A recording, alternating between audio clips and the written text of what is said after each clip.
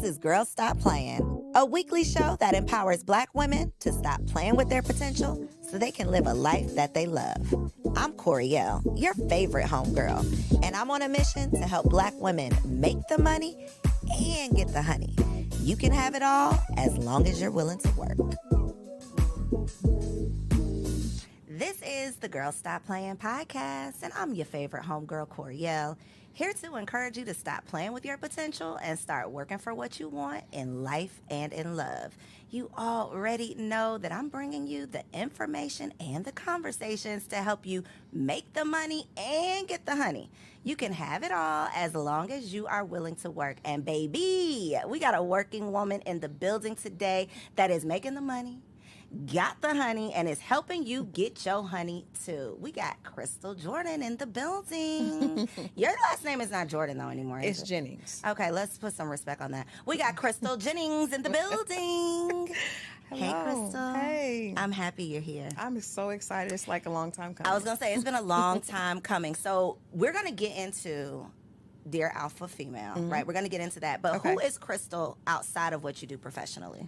You know what? That's a great question because I had to learn that myself. For a lot of years, I did not know. I didn't know who Crystal was outside of being a mom and a entertainment publicist. And so Crystal is a woman that loves, I love my friends to be happy. I love putting everything I have into friends and family. I'm also a bit of an empath. So I learned that I have to take breaks from certain things because I can get very, very emotionally involved and invested, right? But I think that's also what makes me who I am, just the fact that I really feel deeply for people. It also makes me great at writing, right? But I love my family. I love friends. I want everyone to be in their best, their best self. I want my friends to all find love and have love around them. And not just a relationship love, but just I want them to be in a good space, period. I'm always the one trying to check on, making sure that they're okay, making sure that they are in a good space. I love horses. I love riding horses. That's something a passion I was able to rediscover, later in life when I realized, wait a minute, what do I enjoy doing outside of work? And I would say riding horses and being on the beach are my absolute two favorite things. Riding a horse on the beach. And Hands I did down, that. that's you. I did it. Cabo? Turks and Caicos. Okay. Horse in the ocean. I did one at Cabo on the beach.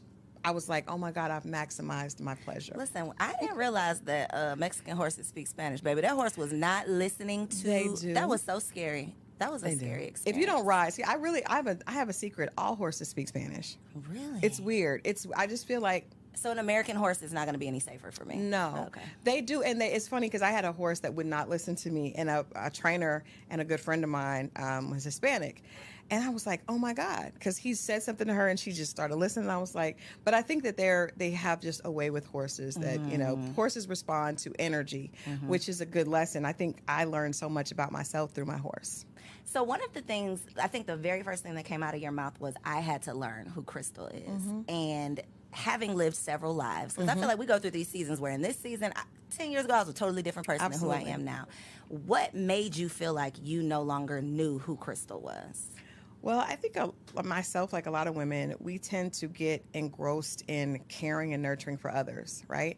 So I got married at 20, I had a baby. So I was in college, I was married, and I had this beautiful little baby girl, and I became mom and wife, right? Crystal at 20, who didn't even know who she was, became mom and wife and a student. And then she went, and I had another baby a few years later. So I was a proud wife. And, as a mom, you put everything into those babies.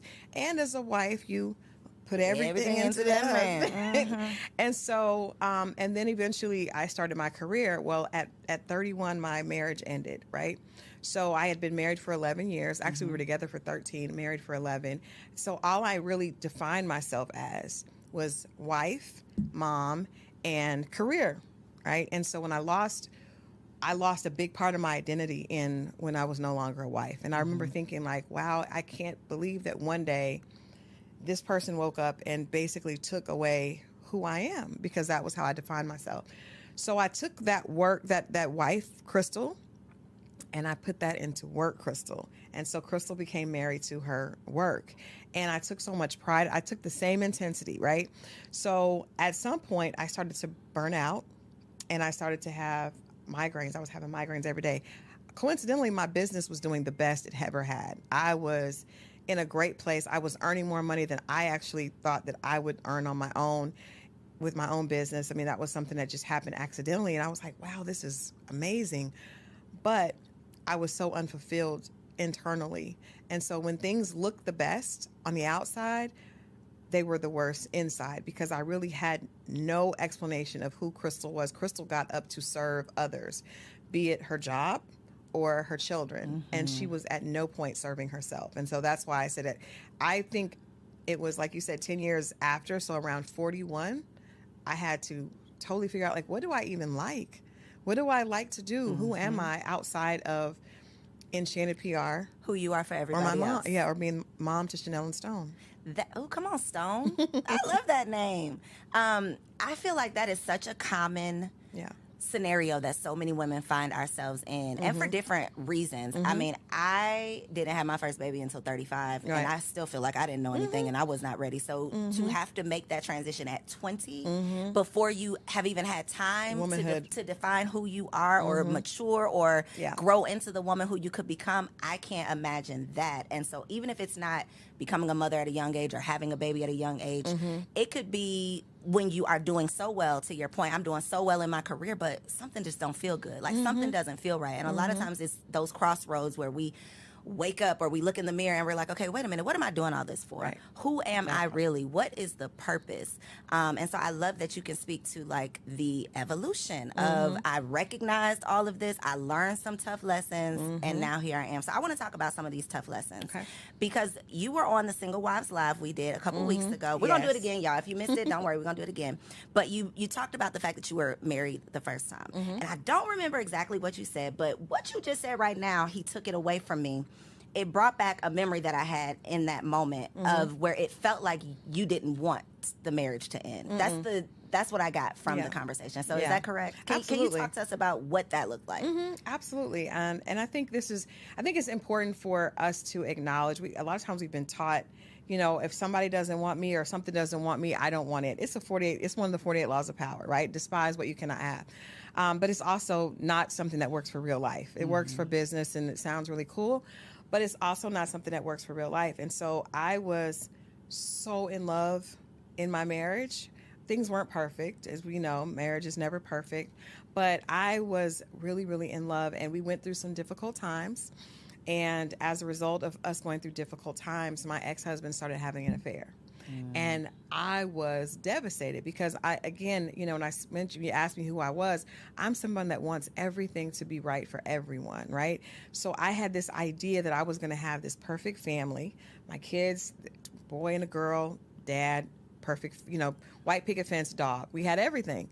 And all of a sudden, he was involved in an affair, and the way I thought he should get out of the affair, he didn't agree with that. And he did not. And so he decided to end the marriage. And it really did feel like I had given someone else the ability to define me because I took so much pride in being his wife. So, yeah, I was heartbroken. And coming from a mother and a grandmother that are like, girl, you better get over that. There was no place to actually just say it's okay to really mourn your marriage being over.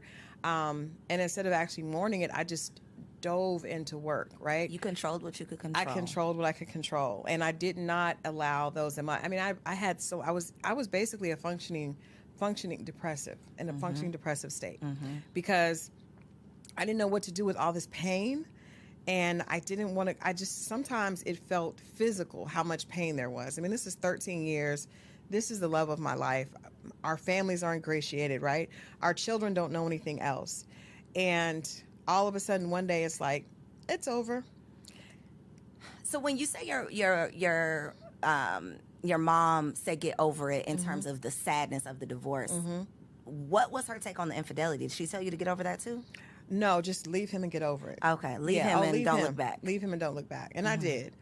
My grandmother, rest her soul, husbands come and go. You'll be fine. You're strong. You're strong. But I did not feel strong at all. You know, I felt like my identity, I felt like Crystal was just, I didn't know where she was. I grew up without my father. so when I got married, he became my sunshine. I remember writing a essay, and it was like, this is now like the sunshine of my world. So, and that was dysfunctional, but you don't know it's dysfunctional until you get out of it, or until you don't know until you know. And so, yeah, there was no one I was telling my one of my mentors and my sister, Dr. Jerry Godhigh, like, I wish I had someone like that in my life, someone that says it's okay to not be happy about your marriage ending. It's okay to admit that you don't want that. Everyone in my family, they were doing this to help me because they wanted me to be strong, right? Girl, forget him. He wasn't doing you any good anyway. That makes you feel like, though, you have to act like that. You know, now I have to pretend like forget him, but I'm crying myself to sleep at night. I would leave, Coriel, I would leave, because I met you years ago when I was probably in this state, and I would come to events, totally made up with celebrity clients, and I would get in my car and I would cry on the way home because I didn't want to cry in front of my kids. And I couldn't cry to my friends because, girl, you're fine. Your business is doing good. That part, you got money. You got these celebrities. You should be fine. And that is what I think social media is making that even worse, because people think that if you got all of these things, not that you don't have problems, but I feel that people think that you should get over your problems. They do. Like you got all of this. You shouldn't be complaining about that, and that is unfair. If you and I'll take it a step further. As a woman, we judge each other by how we look, right? And so I probably look the best because I lost so much weight from being depressed. So I was depressed. I wasn't eating. I was miserable, but I was in this area that kept me in a very high profile position. And so people thought I was doing amazing, but I was the most miserable inside. And that came out later, with headaches and migraines that I couldn't get rid of. But I was watching the Wendy Williams docuseries, and I think that opened up an opportunity for us to have this type of conversation. You cannot judge a book by its cover, and money and fame and success do not. Basically, they are great to hide the pain, but they don't take away pain. And they're great to afford ways to alleviate not feel dealing with it. Right, that part. So it's not a good mix. Having a whole lot of money and poor mental health, not a good mix. When you talk about, though, the level of pain that you were going through, that pain, it's all emotion, right? Whether whether the pain is sadness or anger, usually it's still coming from that same emotion. Place, right. So when we say, oh, the bitter black woman, or you just, the type of woman that people are talking about on these podcasts, that woman, I don't think that we as a society, we don't give her grace to say and to recognize that she's hurt and she's not just angry. And if she is angry, she probably has a reason to be. It's a hurt little girl that can't be hurt, because weak is worse than being. It's better to be a bitch than to be weak in our culture, right? So it's better to be, and I've had my mentors say, Crystal, you got to find that inner bitch, right? That's where you should do. And that comes from a scared little girl that wants to protect herself. I'm an animal lover, so I know when you look at animals that are sick are the most dangerous. They are the most, animals that are afraid are the most dangerous. I remember, I believe God sent my horse to me to teach me about myself. I thought she was mean as hell because she would not do what I want. She wouldn't submit. She was not friendly. She was afraid. And that fear created a bitch, right? But like I said, our culture, we will, as a woman, as a black woman, I was taught you can be mean, but you can never be weak. Can't be sad. You can never be weak. Girl, get up. My grandma said, you don't have time to sit around and cry. You got them kids to take care of. You got to get up. And so it's funny that the things that we tell our daughters are the same things that later they get penalized for. We complain about it when you grow up and are displaying the same things that we taught you as a little girl. And it's the same conversation that I've had several times about dating. Because when we're little girls, the only thing that most of us hear is don't bring no babies home, don't have sex, stay away from those boys. And then when you turn 35, everybody says, well, where's your husband? Why are you not married? Right. I mean, it makes no sense. So that is the whole point of having these conversations is so that we can teach our daughters or our sons a better way of doing things based on the lessons that we've learned, because we love talking about these statistics. But we don't look at why. I was talking to one of my girlfriends today, and I've had this conversation with my guy friends. Even when you talk about men, right? Black men in our community, most of them are teaching their daughters to be independent. And I said, you are teaching your daughter to be a woman that you would not want to date. And if a man is not there in the house, you're still teaching, because you're always teaching, even if it's intentional or not intentional. So my father taught me that I couldn't rely on a man because he wasn't there for me, right? And my girlfriend, whose father was in the house, he constantly taught her, make sure you can take care of yourself. Make sure you can take care of yourself. So those, and we know that when you're young, that is just porous ground. You plant those seeds. That little girl, my daddy said, I always got to be able to take care of myself. So then she gets to 28, 29, 30, and the first thing she knows, I got to take care of myself. And now we tell her, oh, you're an independent Black woman. You're going to be single forever. But I'm just doing what I was taught. That's just following the directions my daddy gave me or didn't give me. Exactly. It's literally, it's literal insanity. The same thing we do to little girls, mothers do to their sons. They raise their sons to be the men that they hate. Absolutely. All of the things that y'all are complaining about, you are grooming your child to do the exact same thing. And men are training their boys to be a man that would not deserve their mother. Because when you encourage him to be promiscuous and you use it as a badge of honor, they use it as a tool of success. Don't worry about girls now. Get all the money that you want and then you can have all the girls. But he had a mom. So, and we know little boys' first love is their mom. And so that's a dysfunctional relationship that they're taught from the beginning. This is not what I should look for. What I should look for is to have the upper hand so I can have all the girls. And then the moms come along and say, oh, he's got money. My son is cute. He's going to be a heartbreaker. Ma'am. It's literally speaking. This is what we're speaking over our children. So I would love to know what were the lessons that you wanted your children to learn on the other side of your divorce? It's like we look at it like post-divorce and pre-divorce, almost like, post-Christ coming in after, because it was such a big impact on my kids. My son was 9 and my daughter was 12. That's a really horrible time to go through because they're both coming into their identity as people. And I think the biggest thing that I've wanted them to know is that they don't have to always be right. Because, I have a great relationship with them because I learned I was of the mindset that I had to provide and I had to make this perfect life for them. And when the life became unperfect, they still loved me. And I remember thinking like, wow, after the divorce, I didn't have the money that their father and his family had. And I thought, they're not going to want to be with me. But the fact that they said, Mom, we want to come with you, then I was like, oh, wow. So you don't have to be perfect. You don't have to be perfect as a mother. And I want them to know that as young adults, they don't have to be perfect. I made a lot of mistakes. Their dad made a lot of mistakes. But you can always pivot. And I think a lot of us we feel like we got to be perfect or we're hard on ourselves. And so I'm proud of them, but I always wanted them to know I was very open. Like, Mom didn't know what to do. She thought she did. She had you at 20. And it's okay to say, I need help. It's okay, not just financial help, but it's okay to say, I don't know what to do with these feelings, because I went to therapy and I put them in therapy. Right after the divorce, I had no idea what to tell my kids. And they were my everything. And so I said, I've got to get some help and I got to put them in some help. So they didn't want to go, but I made them go. And I think that it taught them it's okay to need help with my emotions.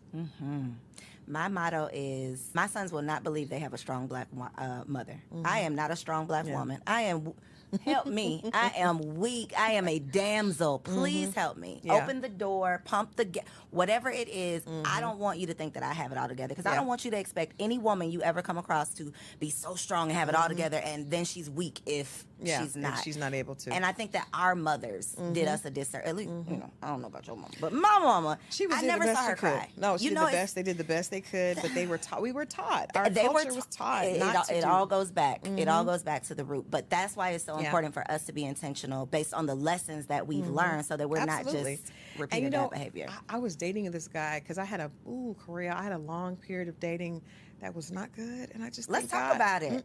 So post divorce, what did that look like? For a long time I didn't date at all because I was afraid. I was afraid of men just after going through such a traumatic experience. But when I did start to date, I didn't know how to date because I got married at 20 and I got married outside of Atlanta. So I was in this very just horrible dating scene in Atlanta.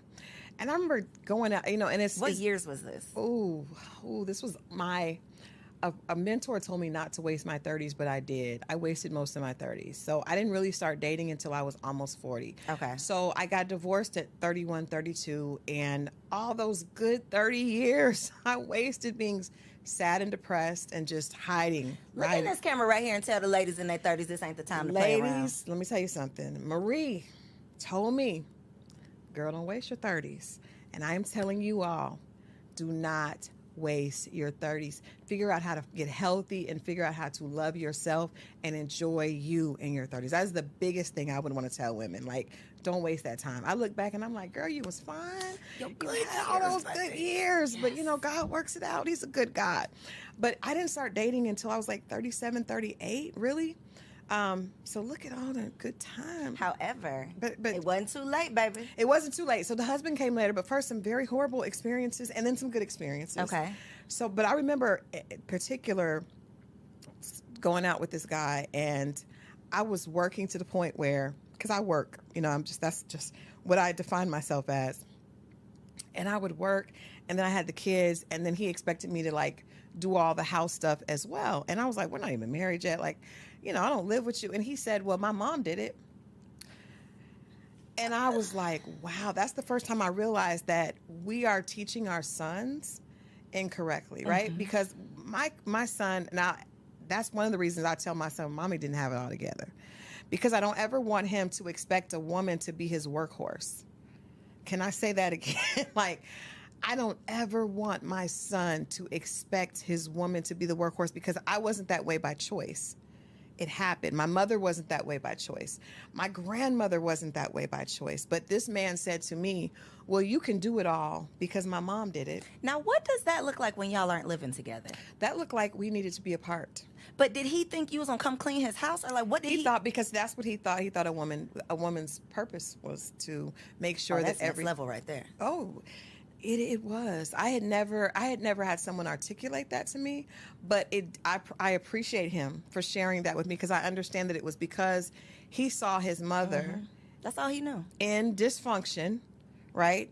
And as a little boy, that was his idea of what perfection was. Most men either idolize their mothers, or, you know, or it's the opposite. But I think I think I called my son, because my son was in college, and I was like, listen to me. Like, I did all that because and he's like, Mom, I know. But I think that women need to understand you're teaching when you're not talking. Kids pick up more on what we do than what we say.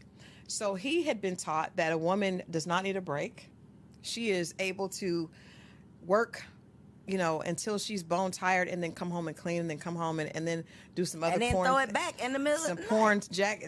A porn star in the bed. And if she doesn't do all of that, then she's not worthy, and you have a right to cheat. So I was able to, you know, relieve myself from that situation. But I learned that there were a lot of men so many women say that, you know, men are intimidated. I don't think that the right man is ever intimidated. I think that men are smart enough to know how to push our buttons.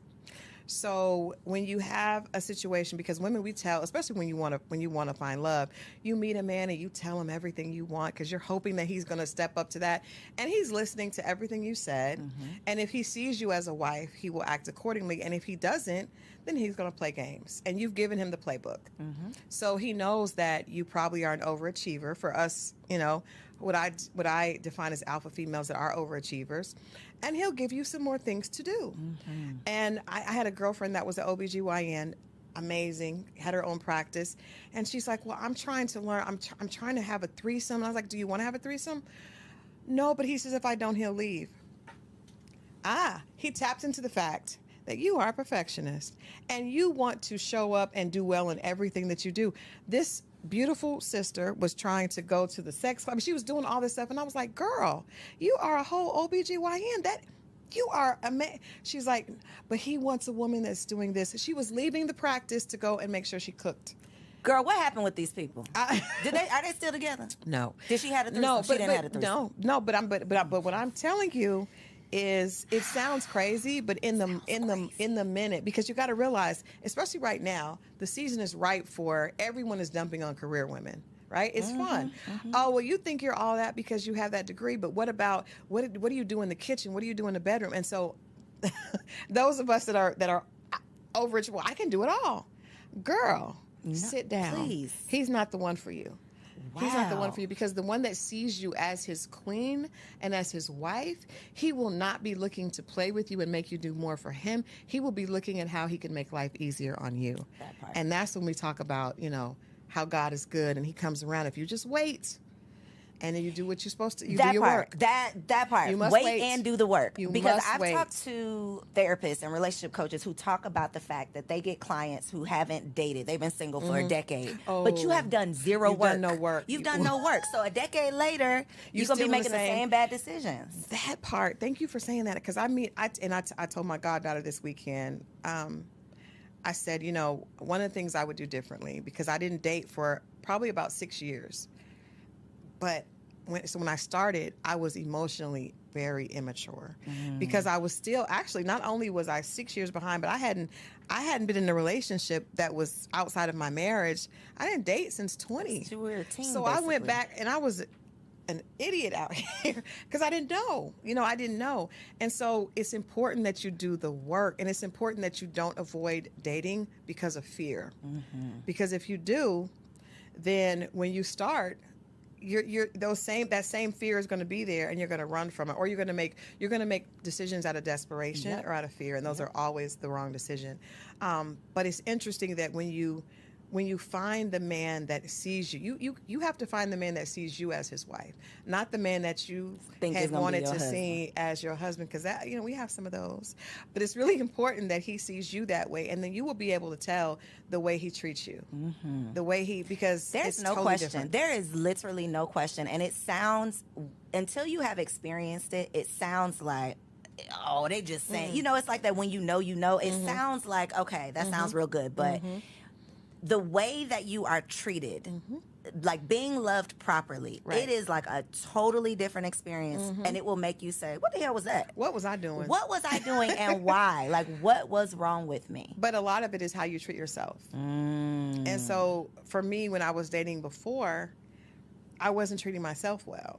They saw that I was chasing these clients and trying to be perfect for them, trying to make sure they had everything, doing all this stuff for my kids. So they were like, oh, let me jump in this. Let her do some stuff for me. Let her do it for me. So I want to get to this husband. Yay. Because, before you got to the husband, you talked about the fact that one of your challenges, which I want to bring this up because I feel like it's a common challenge, is couldn't nobody tell you nothing. Yeah. You were never wrong. And I think that for successful women, women who have been successful in any area of their lives for a long enough period of time, we start to feel like, because I've done this, I can do I'm right about everything. Yeah. Nobody can tell me anything. Absolutely. So talk about your experience with that, and then how other women who may be exhibiting those same behaviors can stop. Well, it's two things. For me, it was twofold. So not only was I doing really well in my career, right? And I'm a hard worker. So I knew there's a formula, right? That I know if I put a lot of hard work in, there's going to be a return on my investment. And it had been proven correct. But also when you go through trauma, right? I went through being married and having, 5-bedroom house, 2 cars, to being almost homeless after my divorce, right? Didn't have anywhere to live, built myself back. So in that building yourself back, I remember my kids, we went from the first year I was divorced, we were adopted by a family for Christmas, right? Because I came back and I was like, my ex-husband was like, go stay with my parents. And I was like, no, I'm going to build this on my own. So we had to be adopted. And so that would be humiliating for a lot of people, but I told them, I said, we're going to do the same thing for another family. And we did. So we went from a 2-bedroom where I used to sleep in the living room because I didn't have a bedroom, but I just knew I was going to make sure my kids were good, to, at the time that the kids were graduating, we had another 5-bedroom house. I had my own 2 cars outside, and everything was good. So that journey of like 32 to 38, I pulled myself up. And not only was my work doing well, but I had all this life experience of I did it. I put my all into it, and I got my kids. We adopted families. We would do things for people for Christmas. I went from driving a car that had a black eye to having, a luxury car and a backup car out. All that I did on my own. So sometimes God has to tell you, hold on now, little mama. Let's reel it on Hold back on. in. Because you fight so hard, and it's like, and that fight becomes your identity, Yep. right? And so when I would meet men that to date, and they were struggling alone, I'd be like, what?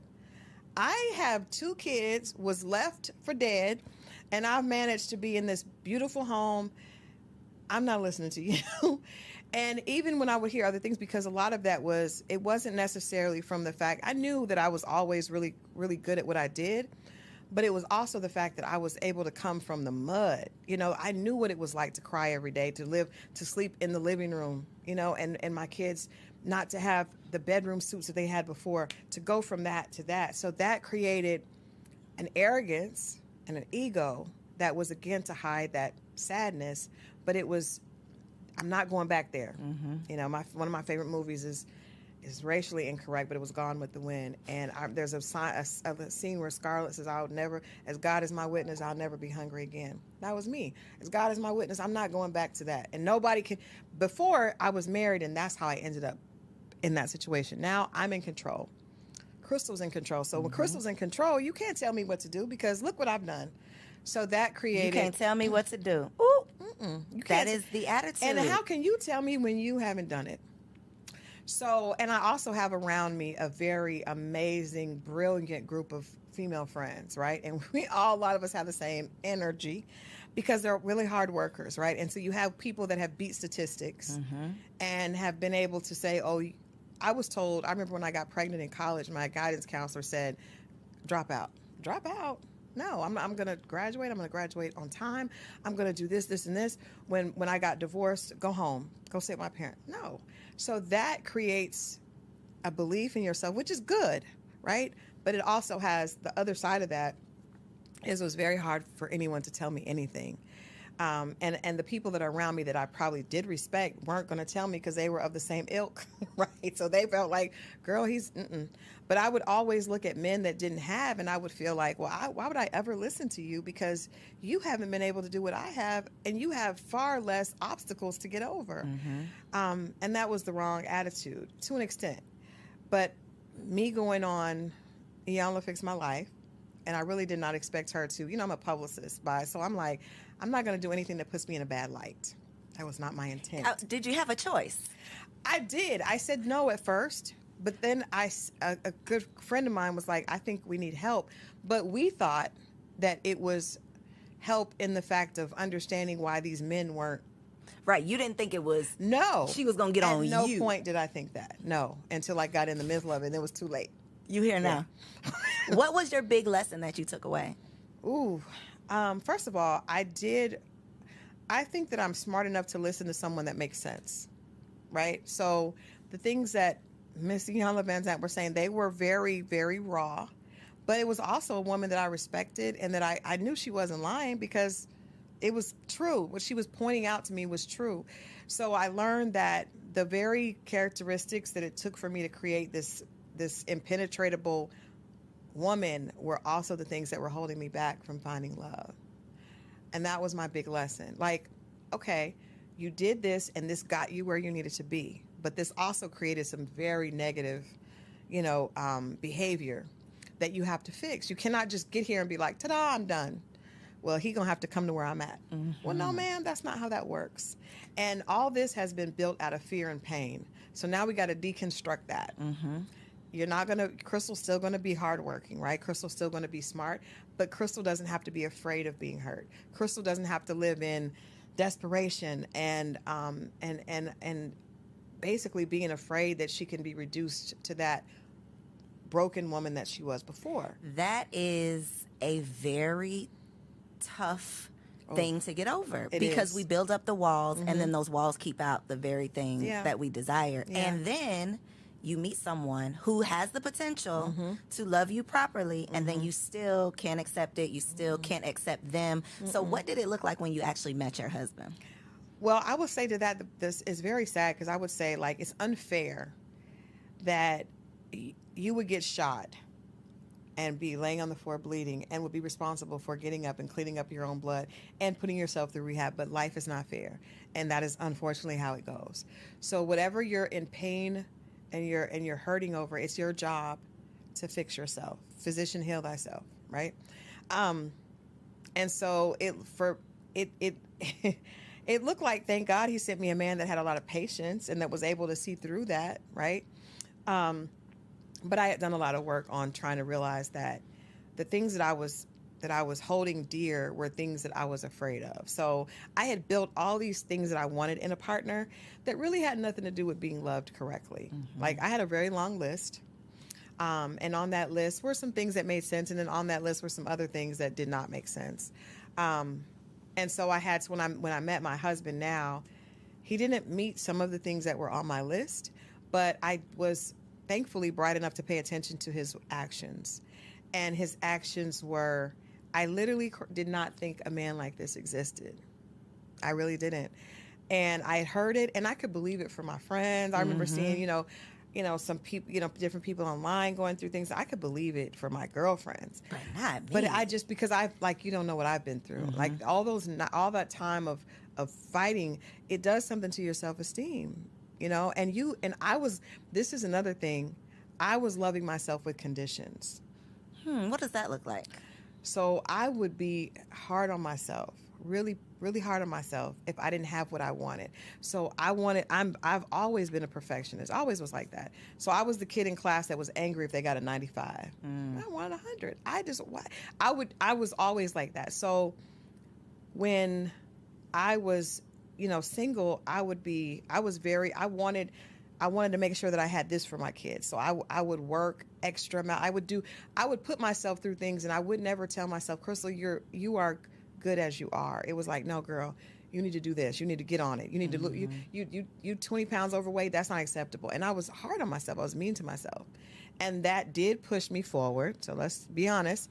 Sometimes when you're hard on yourself, the gift and the curse. It is the gift and the curse, but it's not good when it comes to relationships, because if you don't know how to love yourself unconditionally with your extra pounds. I was talking to a girlfriend on the way here, and she was like, "Oh, I'm getting liposuction." I was like, "Okay, cool, but we need to know that you're beautiful as you are." When we don't know that, and then we meet a man and we expect him to know that, the right man is not going to want to be with you, because he's going to realize that's going to be unattractive to him. It's very unattractive. So that was a part of the work, is how do I love Crystal even if she doesn't earn this amount this year? Because me and my girlfriends are very results driven. We get together, we look at our vision boards. What is your work plan for next year? What do you, and I love it, because we push each other forward. But at some point it needs to be like, girl, even if you don't achieve that, you're still good. You're still good. So when you went to Iyanla, you got yourself together, you met your husband. How did your transformation affect your friends who may not have evolved or went on Iyanla? Well, I think the beautiful part is my friends, because I'm a writer and because I talk, I have conversations on relationships. I was a relationships editor before I was in a relationship. And I remember thinking, that's weird. And I don't want to be that person that's talking about relationships that's not in one. So what I did is I just talked about everything. I would write about things from a positive perspective. And one of my girlfriends challenged me to do that. She was like, Crystal, it's enough negativity about Black love. At least when you write from this perspective. And I didn't know it to be true. I was writing what I thought were lies. But so I had an audience. So I think my audience extended outside of my immediate friend group. So when I got married, at my wedding, so many of my friends got up and told my husband, I'm not going to get emotional, because that's what this moment was just so emotional, because so many of them told him, she deserves this so much. And I did not know that they saw me that way, right? So, guy friends and female friends were like, oh my God, we're so happy that you came. She's so happy. We've never seen her like this. And they've seen me successful. They've seen me enjoying things, but they've never seen me in the essence of Crystal, because there's something about you when you're being loved. And I have love for my children and love for my friends, and there's nothing that I want to take away from that, because I have an amazing group of friends. I love my babies to death. And I have a great group of just my outer circle is amazing. But there's something about when a man is loving you the right way, that makes you feel like a woman in a totally different way that you feel You're when you're lighter. not. You're lighter. And they responded to that. I almost felt bad. I was like, he probably is like, what was she doing for? Well, damn, what? Because everybody was like, oh my God, we're so glad you're here. But I think, and I've had so many people, my immediate friends, and even people I talk to online, say, I believe it. I love seeing what you, because they saw me. They saw it. Unfortunately, the world saw it on the young. But look at the other But look side. at the Because other if they side. see that episode and then they come Yeah. Googling you, it's like, oh, she Yeah. got her shit together. And look at her now. She did. I'm going to say this. Let's don't say she has her shit together. Let's say she's Working on her it. shit. She's working on her shit, because my husband still tells me, that's one of the things we still go back and forth about. And you have to learn. If I could tell women anything being single, I understand work is important, because we have got to get, social media has convinced us that the most important thing in life is getting the bag and being snatched. So it's contour and couture, right? But if you don't work on loving yourself and finding out who you are outside of that, it's going to be very difficult, even when God does send an amazing man, because you're not going to know how to receive it and just to be loved. It sounds cliche, but you know what I mean. It's not easy. It is not It's easy. not easy. I talked to Coach LaTanya. I talked to another one of my mentors, Miss D, Dr. Jerry. God, I talked to all these women that are married and understand, and they're telling me, Crystal, there's still so much work to do. But the beautiful thing is, I recognize this man because of the work I had done. I recognize, wait a minute, this may not fit the exact profile, but I've never been treated like this. And then understand that you deserve it, right? And Not then running understanding, away not from running it. away from it, even when it's easier to run, and having to adjust. So many women are like, well, he has to do. No. The very idea of being a wife means that your job is to make that man better and serve him. His job is to make you better and to protect and serve you. But so many of my friends and so many women I see online are looking for a man that can do for them. And I know, like, well, you're not ready. Because if you're ready, then you know that marriage is about sacrifice. And so what are you willing to do for the How right will man? you serve How will in you your serve? marriage? That is not the conversation that we see on social media. At all. How can he bring the money to me? That's That is because those are all ridiculous. single people having those conversations. They That's why. are. Because They the stay married single. people, and they're going to stay single. gonna stay Married people single. know the sacrifice that marriage takes, and that even if you have the partner for you, Right. it is still work. Oh, it's still work. It is still work. It is always going to be work, but it is work that is well worth it. And I think if you find a man, and I think, our gut as women, we were given a gut instinct. I feel like it's God's way of whispering to us. We ignore it. Yep. But so when that fool was telling me that I needed to be the workhorse like his mom, I remember the older I got, I was like, I recognize things. Even I dated some great guys. They just weren't the guys for me. And because I started to be able to be in tune with that, with Crystal, once I started to love Crystal, she started to speak to me in a different way, because before she was just chasing. Stop chasing and allow things to come to you. And my husband, when we met, he told me, just take my hand and let me lead you around the obstacles of life. And I was just like, who is he talking to? I did not need you to lead me. Look what I have amassed, right? Look what I've led myself to. And he was patient. I remember being just difficult. It was just difficult. But he saw that, and now I see different things. He gave me a different perspective. It's not all about how much money you earn. It really is about the quality of life and what you're enjoying. And his perspective is so different. And I think I've been able to give him different perspective as well. But it is really about serving. And I hope that my goal and my purpose, Iyanla told me this, she said, this is not for you. This is for the women that you will be able to help. And that's why after I went through all that, I wrote the book, because I was like, I have to, because this is not for me. So we got to talk about the book, though, Yes. because and part 1 and part 2, right? So part 1, Dear Alpha Female, it's not him, it's you. It's not him, it's you. What is just a couple of things, as we've talked about, being so successful that can't nobody tell you nothing, being afraid, so you put up the walls. Yeah. What are some other common things that women are doing? Let me share with you. So happy you asked. So a lot of times what we do is this. We will we see a guy that we like, right? And he has all the bells and whistles that say no, but we are attracted to it either because he has the financial portfolio that we think is a good fit for us, or he may have the look. He may be fine, and you just be like, or he may be able to do some things to you that make your body say yes, right? And praise God for all of those things. They all count, yes. They all count. But you are ignoring the other bells and whistles because of that. So a lot of times you're the smart, beautiful sister that you are, will try this with him. I'm going to give him a chance. There's nothing that this man has done outside of make your body sing, which is important, but not the only thing. But there's nothing that he has done to show you that he sees you as a wife. And you give him a chance. And then when it doesn't work, I'm done. Forget it. Men are all bad, and I'm not, and you want to argue, go online, talk bad about men, but you chose that man. You knew deep down inside, you knew that wasn't right, and you used that as a defense and a block. And the right man doesn't have a chance now but you made that choice, sis.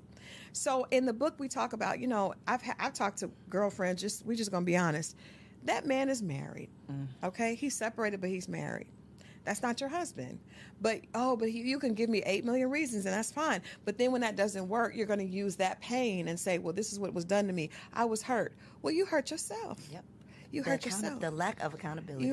So you must, if you're talking about, we want to talk, because women love to dig into, well, this happened to me, and I didn't deserve it, and none of that. But God gave you a beautiful brain that you're able to use to achieve. Because I see some of the women that I relate to that are in our circle of high achieving women that are able to, you're brilliant. But when it comes to making decisions with men, you act like you didn't know. You knew. You knew. You knew. And if you didn't know, then you weren't in touch with yourself. Yes. Because you weren't listening. So when we're using those examples of men that we had no business being with anyway, and you use that as a reason that you're not giving someone else a chance, sis, that is you. So that's just one of the examples, because that's one of the things that we do a lot. We love to make the wrong decision and then use that as ammunition against the next guy. Yep. But that is all on, and I've been there. We all have been there, which is why there's no denying it. It's like we've all made bad decisions. Ask me how I know, because I did it. Because we've all done it. Wasting years. It's a journey. Wasting time. So the first book, people were a little, not that they were upset, but people don't want to be told that it's you. You are the problem. Yes. So as a solution to the first book, there is a second. I have a second book that's coming out this summer. But when I realized the response for women, I do feel like I need to double down in a way. I want people to get the message, which is why we're doing another edition of it. But the reality is, when I went on Iyanla, I was in tears. That episode, she told one of the girls was me and 3 other colleagues, and she was like, "Well, this is what happens to me." And she said, "Well, if dogs keep ending up at your door, then you need to up the wattage on your light. Maybe what is it about your light that's dim that's attracting all these dogs?" We were in. She didn't take it easy on us, right? She was not playing with us. And that's why I believe that women, at least the alpha women, women that are leaders, and I know people hate that term, but it's just about a woman that has leadership qualities, right? Iron sharpens iron. One of my favorite quotes. It's not a pretty process. Nothing becomes beautiful or valuable from just petting it and placating it. No. If I'm doing something wrong, Corey, I'll say, "Crystal, no, come here. No, wait a minute. That ain't gonna work. You stop me, right?" And that's not about, okay. Because guess what? When you're in the boardroom, you have to speak with authority, right? Because you're able to speak with authority is how you're able to get promoted. You speak with authority on your platform. You can't get on there and well, I don't know really how. I'm thinking, girl, ain't nobody listening to that. So I think that it may be uncomfortable. It was uncomfortable for me, but that's what I needed. The people that were giving me, "Oh, Crystal, you're amazing," they weren't helping me. Yep. They were not helping me. So yes, I have another edition coming out, but I think that the interesting thing in this book is this Dear Alpha Female, it's not him, it's you. And I meant that, and I mean that still.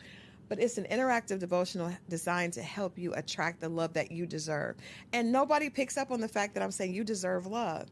The fact that you have been in leadership positions and you have these things and you're still struggling when it comes to relationships doesn't mean that you're not worthy. It means that you just have some more work to do. And you're fine with work because you have Your working ass. You can do this work too, sis. You got the degrees, you got the positions. You're okay with work, but you can't assume that you can work over here and not work over here. Crystal, you know that was literally my whole message with the Single Wives Club. It was, what is the work on yourself to get what you want? But I was met with so much. Yeah. I'm not about to do nothing for no man. Or why would I want? It's like, it's for you. It's for you. It's for you. And to your point, the same tenacity that we pursue these degrees and these careers, and we will take a class and hire a coach and do all of the things, but when it comes to your relationship, you think he's gonna fall out the sky and just fall in your lap and then he's sweep supposed you to off your feet. he's supposed to just deny everything else with your non-emotionally mature behind, Take you as you and just are. take you as you are, and you don't know how to speak to him. You don't know. I very rarely hear, especially on social media, which is why I'm so glad you're doing what you're doing. I rarely hear women speaking about what accountability do you have to a relationship, right? None. All we want to talk about is what he's supposed to do. And that's why I can understand why there is a backlash from men to an extent, right? But at the end of the day, we need to be figuring out, how can we love each other? How can we love ourselves first? Because you can't be empty and be a good partner. But if you're willing to go under a knife to make yourself look beautiful on the outside, why are you not willing? Why is it such a... Why they beating down your door why because are you just want them to read a book? I just want you to do some internal work, but it's easy to put on the makeup and to go get all these things because it doesn't take you acknowledging that there may be something going on with you. And I think a lot of us feel like we feel undeserving inside, and we don't want to look at that, right? Because you grew up thinking that maybe you didn't. And so you learn to get all these things to prove people wrong, but you haven't proven yourself wrong yet. And that's the problem. So you've got to go back and do that work. And it's self-work. That's the other thing too, because people have a problem with therapy. People are above people telling them, you can't tell me nothing. Tell yourself. Sis, buy the book and do your own work. It could be between you and the Lord. Right. But do the work. It's worth it. And you know what the funny thing is, most of your girlfriends, I know, I remember I had 4 girlfriends. We would go to dinner, and I invited one of my guy friends to dinner with us, and he was like, you all are exhausting. And we know that because we're like, where are we going to go for dinner? Well, I don't want to go here. Because we're all women that are in leadership. And your girlfriends know you're annoying. They don't want to marry you. You don't want to marry them. And it's because all of y'all need to do some work. It was and I love the fact that we work well together. But at some point, so I just tried to say, you know what, with my girlfriends, I just want to, y'all already got the work down. You got that part. Let me just ask you how you are. Let me just talk about something else. Let's just focus on, so when you come to Crystal, it will be more about, what are you doing for you? Because you got all the girlfriends that are going to be like, let's talk about the work plan. I was one of those girls. But it's like, I knew if somebody were to ask me, some of my guy friends say, is this girlfriend still single? Yep. You know that, though. We know that about our friends, but we don't tell them. I tell them. Well, but now I do, because I didn't know before. But I tell them, and they know. How do they receive it? They honestly, because, I mean, these are my close friends. They know, and they know that I'm telling. They know that I'm living. And you're telling them in love. And they know that I'm still struggling. I did not learn to not have I still sometimes have the laptop in the bed. But my husband was like, this isn't going to work. You need to cut this. Where are the boundaries for work? And every girlfriend I have doesn't have boundaries for work. I literally told my husband 3 days ago that I've been treating my marriage like a side chick. And I've decided that my marriage is going to be my business. That's what y'all need. That's it right there. Yeah, that is it. That's because it. Even if you meet the man, it's not going to just magically, you're going to just throw your laptop and close down your business. You're not going to do that. I'm so struggling. It's still, listen, it's a constant struggle. And I think that hit me kind of hard, Coriel, because I probably... If my husband sees this, he's going to be all in my face. I don't want him in my face. Leave us alone. But I'm trying. I'm working on it. He knows I'm working on it. But that's true. And I think if you have to get in that mindset, it's like when you go to college, right? And you go back to work on your advanced degrees. You get in the mindset of, no, I'm getting ready to start this master's program. So I got to, I know I'm going to have to be on it. If you really want a relationship, and I hate that we have to talk about it like this, but this is what we understand. Is what we get, yeah. I understand. I was like, well, I want a return on my investment. Well, you can't get a return on your investment if you're not willing to sacrifice. every return on investment comes with sacrifice. Gotta give up something. You got to give up something. And so if you really want a loving relationship, you have to be willing to sacrifice. And you have to be willing to consider that what has worked for you has to change. I had a guy friend tell me, when you get married, that means that you are willing to change and a lot of women just want to add the man on the side. And you just come along and get with my program. Yeah, I'm already doing this. And I want him to look a certain way and earn a certain thing, and I just add him to the mix. Mm-hmm. Well, nobody wants to be treated like that or looked at like that. So he's going to go find somebody that's going to make him the priority. Needed and feel like he has a place to fit in. I think that's some great advice for single women, too, is creating space. Yep. And it could be physical space, clearing out a drawer for this man that you're manifesting, or actually carving out time where you say, these are my boundaries. Practice closing your laptop now. So that when you meet the man, you're not like us and he having ain't a in hard your face. time. Please. I'm still having a hard time. It's a struggle. It is. Getting off not taking work calls after a certain time. But see, those are boundaries that Crystal didn't set for Crystal. And I'm telling you what, with every guy I dated in the past, it was unattractive. I just didn't know it. I thought they were intimidated by my success. No. They didn't care about it. They just wanted to talk to me. And because I wasn't available, they found someone that was. I remember I told a guy, he asked me to take me out, and I looked at my calendar and I was like, I don't have any opening for 2 weeks. And my single guy friend was like, Crystal. But I didn't. I was like, I'm traveling. And they were like, that ain't how this works. Date you? Yeah. It's not intimidation. I think so many women are going to hear what you're saying right now and be like, oh. So listen, send this to a friend. You know which friend. You know which friend to send this to. Just send it to a girl. I saw this episode. Don't tell her why. Just tell her to tap in. This woman on there, she had this great story. Send it. Wink, wink. Please look in this camera right here, though, and tell them where can they order their friend a copy of this book. Yes, get one for you and your friend, because if that's your friend, usually birds of a feather flock together. So I know for me it did. And actually, one of my best friends wrote the foreword, Chili from TLC, and she wrote the foreword. She and I both are in beautiful relationships after both being single for a very long time. But you can go to Amazon.com. You can go to Barnes & Noble. You can go to Walmart. Any place. You can go to my website. You can go to dearalphafemale.com. You can go to The Real Crystal Jordan. But, get the book, and I promise you, there's information here that you'll be able to relate to. We talk about how the alpha personality, for most of us that are overachievers, it was created when we were little, right? I was a straight A student that always had to be on the honor roll, always had to do this, always breaking statistics. It's a beautiful thing. It's like black girl magic, but what's on the other side of that magic, right? On the other side of that magic. And so please get this book. It really is, it's time for us to allow the overachieving little girls inside of us to relax. We owe her thanks for carrying us thus far, but it's time for her to exhale. It's time for her to let go of her fear. It's time for her to be loved unconditionally, and it's time for her to grow. This is my love letter to all my alpha sisters. So if you want marriage on the other side of that black girl magic, log on dearalphafemale.com. Check out my girl Crystal, and I will catch y'all on the next episode. So if you made it this far, I just know you loved that episode. Well, what you did not know is that we recorded it right here in ATL at Elevate Studios. Yes, your girl has her own studio, y'all, and it's not just for me.